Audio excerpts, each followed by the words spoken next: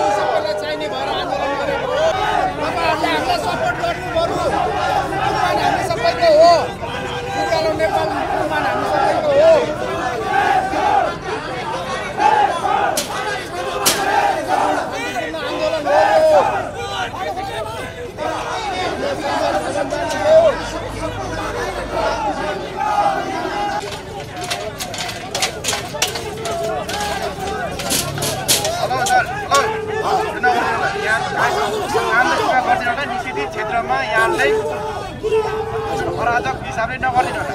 यहाँको कार्यक्रम छ तोसिएको निषेधित क्षेत्र छ, यो भित्र रहेर यहाँलाई कार्यक्रम के छ शान्तपूर्वक गरिदिनु होला।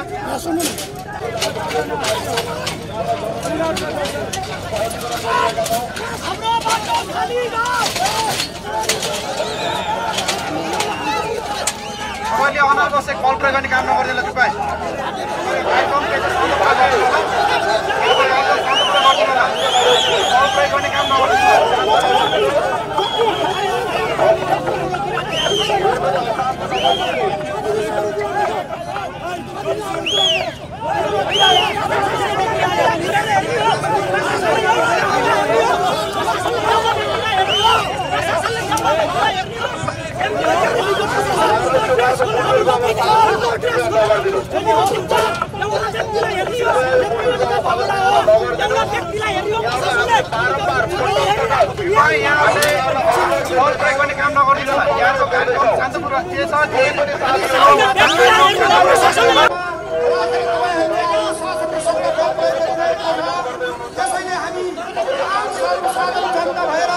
हामीले न्याय मागिरहेका छौँ।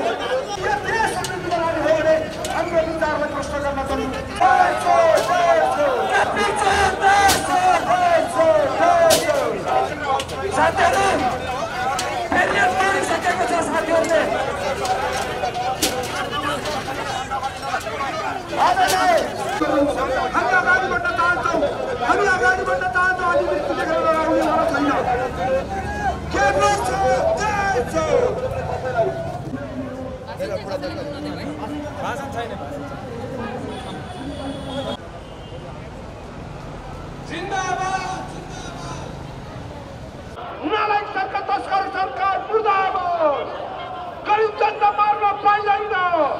आदरणीय साथीहरू, तपाईहरू आज हामी मानव जीवनलाई उठाउनको निम्ति मानव जीवनभन्दा माथि उठेर देश र जनताको निम्ति म एउटा गरिब सर्वसाधारण जनता आज आवाज उठाउँदै ब्राह्मणहरूको ब्राह्मणवाद अन्त्य गर्न पर्छ भनेर अगाडि बढिरहेको छौँ। हेर्नुहोस्, यदि देशै बनाउँछ भने आउनुहोस्, गोली हाल्नुहोस्, मलाई यही मारेर देखाउनुहोस्। म मर्न तयार छु, म बार बार मरेर बस्नेवाला छैन। यदि यो देश सबै लाने हो भने हाम्रो विचारलाई प्रश्न गर्न जरुरी छ। हाम्रो विचार, हाम्रो वैज्ञानिक पद्धति र हाम्रो मनोवैज्ञानिकहरू अब कसले आविष्कार गर्ने? युवाले आविष्कार गर्ने हो, युवाले बनाउने हो देश। केपी जस्तो गदा किट्टी लुटेर देश बनाउन सक्दैन, यो कुरा हेक्क राख्नुहोस्। केपीको दिन सकिसक्यो। शेरबहादुर रात चौँदै बसिरहेछ र सिङ्गान खुसीमा सक्ने अवस्थाको खेलखेलले देश चलाएर आज देश दुर्घटनामा गइरहेको कुरा सम्पूर्ण नेपाली तमाम नेपालीहरूलाई यो आग्रह गर्न चाहन्छु। देश अब युवाले बनाउनुपर्छ। देश अब अगाडि बढाउँदै अब यो नालायक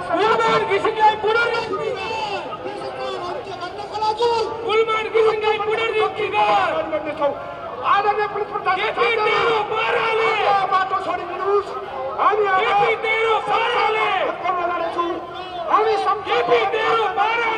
जनताको न्याय तयार हुन्छौँ।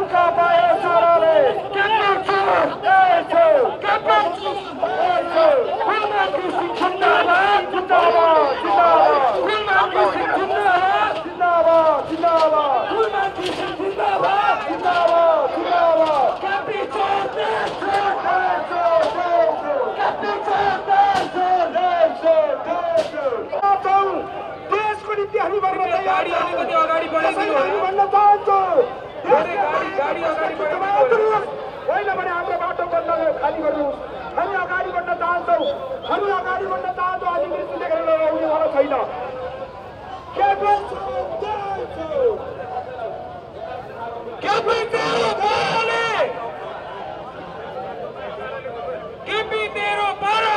दुःख पायो साराले दुःख पायो साराले सेरे तिम्रो पाराले दुःख पायो साराले सेरे तिम्रो पाराले दुःख पायो साराले कुलमान घिसिङलाई पुनर्नियुक्ति गर कुलमान घिसिङलाई पुनर्नियुक्ति गर कुलमान घिसिङलाई पुनर्नियुक्ति गर कुलमान घिसिङलाई पुनर्नियुक्ति गर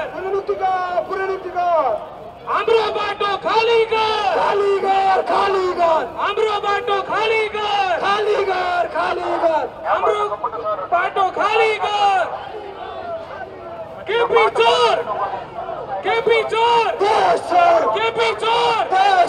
सेरे चोर केपी तेरो पाराले दुःख पायो साराले केपी तेरो पाराले दुःख पायो साराले सेरे तिम्रो पाराले दुःख पायो साराले सेरे तिम्रो पाराले दुःख पायो साराले कुलमान घिसिङलाई पुनर्नियुक्त गर कुलमान घिसिङलाई पुनर्नियुक्त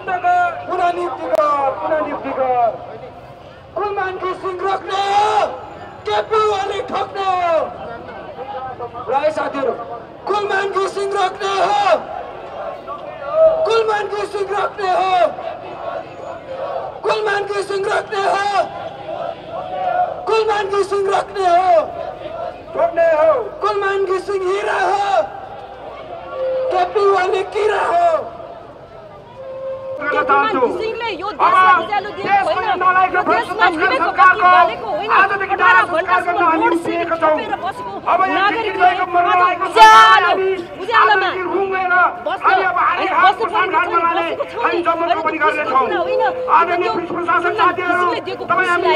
बचाउन नसकेर दलाल सत्ताधारीले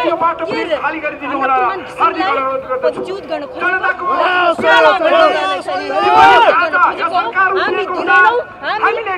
लगातार आन्दोलन गरिरहेको जबसम्म चाहिँ घिसिङलाई यो सडकमा हामी तिम्रो गोली लागेर छातीमा लड्न तयार छौँ होइन रगतको दिनको लागि एकपल्ट हुन जरुरी छ आदरणीय सुरेन्द्र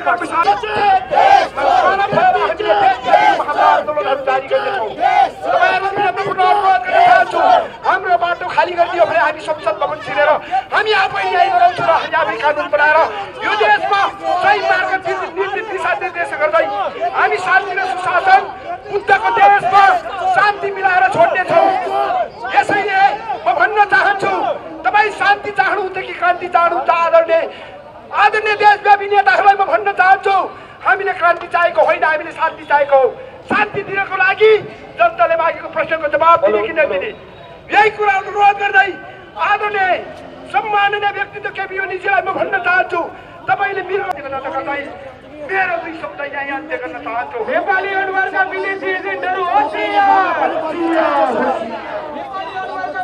तिम्रो पाराले दुःख पाए साराले कुलमान घिसिङलाई पुनर्नियुक्ति गर कुलमान घिसिङलाई पुनर्नियुक्ति गर कुलमान घिसिङलाई पुनर्नियुक्ति गर